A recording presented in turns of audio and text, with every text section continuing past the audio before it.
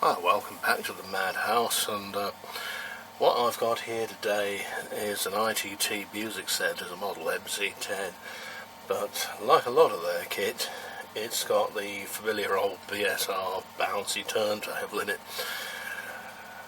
These were made in their millions, weren't they, all over the world. They pop up in America too, presumably with a different motor to accommodate the lower voltage and different frequency.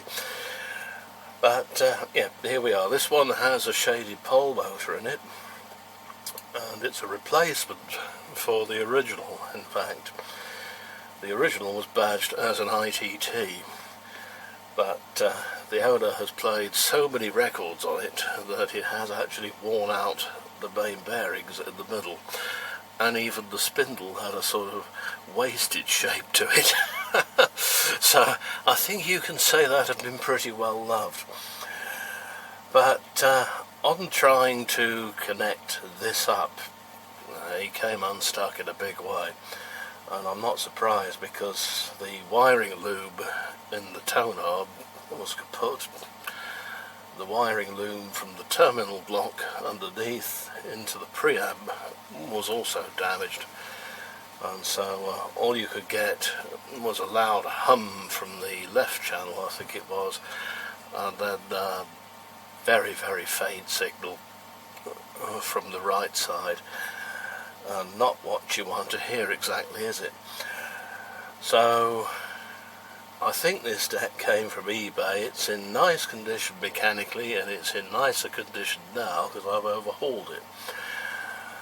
And what you do first with these is take off the turntable mat. First of all, pop this out. Be very careful when you do that, because remember, you won't get another one. This is old. So if you bend it or bugger it up, then you know you're stuffed.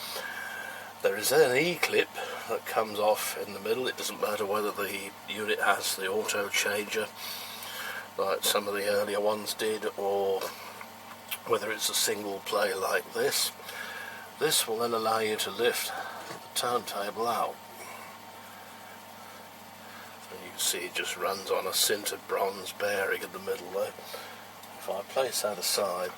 Now, the thing that usually stops these working after a number of years, especially if they haven't been used regularly, is that the grease that BSR put on there years ago goes to a sort of waxy state, and you then find that the thing hasn't got enough pull to pull the skin off a rice pudding. So it's a good idea while you're doing this to oil both ends of the motor. If it's a really old one, you'll probably find a little felt pad that acts as an oil reservoir in there too on both bearings. Later ones didn't have this. I suspect that this hasn't got it either.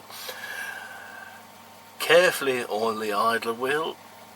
If you have to, remove the E-clip, use a bit of rubber renovation and clean it, and then it'll grip again properly. But this wheel here is what operates the arm return.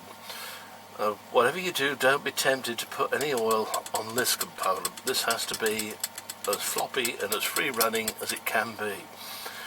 If it isn't, the thing won't cut in and out properly. Now, if I take off the E-clip in the middle of this wheel, on earlier units you'll find it's made out of a sort of alloy-like material. You can see there the sort of teardrop shaped cam groove which moves this, and there's a little spinning collar on there, and that should be able to spin. If it doesn't spin, and the thing is plastic in particular, it will wear it out much more quickly. So all needs cleaning, oiling or new grease. I prefer to use the same sort of grease I use for the G-scale train gearboxes I've got, which doesn't harm the plastic in any way, and is very, very long lasting. Same goes for the main bearings. If you do disturb that, don't forget to put the washer back on top. Don't lose any of the ball bearings. Phillips stuff, it's very easy to lose the ball bearings, but these, thankfully, they've crimped the edges over a little bit, so you shouldn't lose them.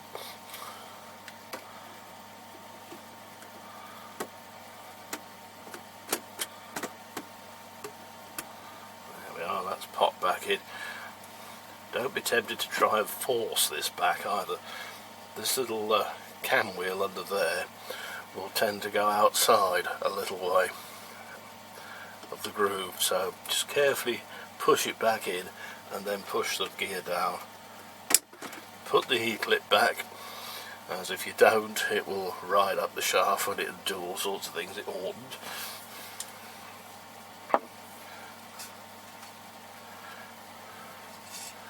And then we slip this back on.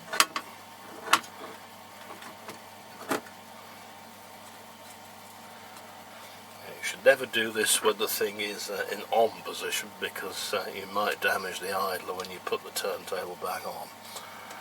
This one is actually quite posh, it's an alley turntable.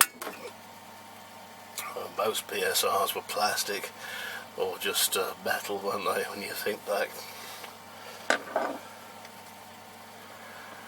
And then the mat goes on like so.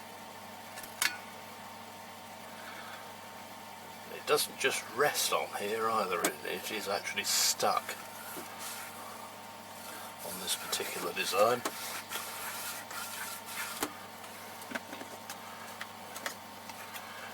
And carefully refit the thing that says precision crafted in Great Britain by BSR. You'll hear it pop into place. And there you are. As with all these machines, if you disturb them like this, they don't like it up, and the first time you switch it back on, it will switch itself off, if that makes any sense, because you've upset the timing inside. But nil desperandum, nothing to worry about. They're built to be serviced and maintained, and there are still many of these decks trundling away after all these years in even old mono radiograms, that sort of thing, consoles, let alone music centres like this from '78. So, well, there you are, there we have it. I'll switch him on. There we go, that's it. Well, there we are, runs absolutely silently now. There was a little bit of whir and rumble before, and it wasn't very powerful.